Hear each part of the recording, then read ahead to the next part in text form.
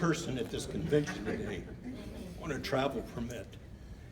3 weeks from tomorrow, I will finally be off probation.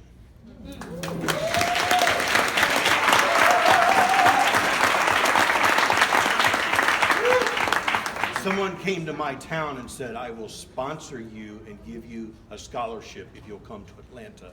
I got a travel permit to come here.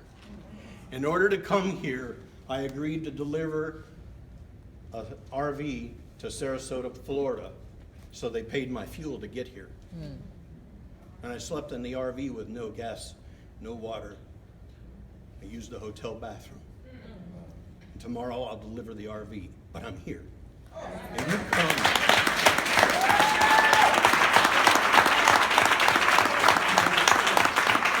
And you come to solve this problem, but systemic problems, if you keep eating saturated fat, you're going to get fat. And the doctor can only do so much when your knees and your hips go out because you're not carrying around 400 pounds. It's not what you're designed for. And the issue is, when the Reverend Al Sharpton came and visited my church and said he just spoke to President Obama, is underrepresentation and non-representation and frivolous prosecution.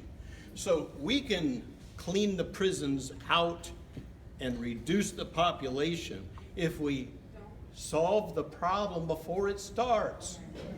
So I'm a victim, as the colleague over here said. I signed a plea agreement because they incentivize the prosecutor in my state if they get a 97% prosecution rate. Someone else confessed to my crime, but they sent me to prison, and I lost my home and I lost my cars. But I didn't lose my God or my family and my friends.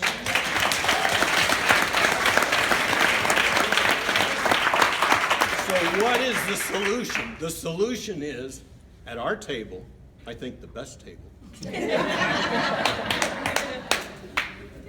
Let's first of all incentivize morality.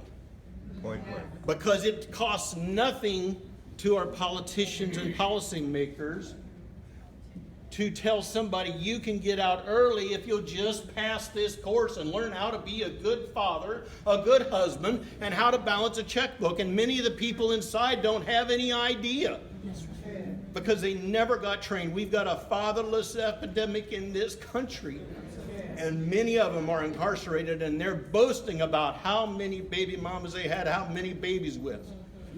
What do? We need to teach these young people how to be better when they get out. So let's incentivize morality and give them a time cut to get them out. Secondarily, let's stop the capitalization of the prison system. I ran the carpenter shop because I'm a skilled craftsman. I'm a business coach is what I do. That's how I got in trouble. Not because of my coaching was bad. I trusted the wrong individual. But I'm also a craftsman, so I ran the carpenter shop. They paid me and all the other people in the carpenter shop 12 cents an hour to make signs that they would have cost $150 per sign to put up in the state park. They paid other people who were not as skilled as me to cut trees down when the ash borer beetle came in. 12 cents an hour. Let's stop the capitalization of the prison system and rewarding that. And third, let's stop rewarding frivolous prosecution. The minority people in the prison system, the guards and the inmates, were the ones that came to me, and the minorities went to the guard and said, see the old white guy? We got his back because he's the real deal. And the black men and the black guards looked out for me in prison, and I will not squander this crisis I went through. I will make a difference, and I'm telling you that in my state, they give a 97% prosecution rate. They get a bonus from the state.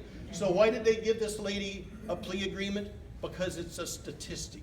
Yeah. So if we stop and review, if we incentivize morality, if we stop the capitalization of the prison system,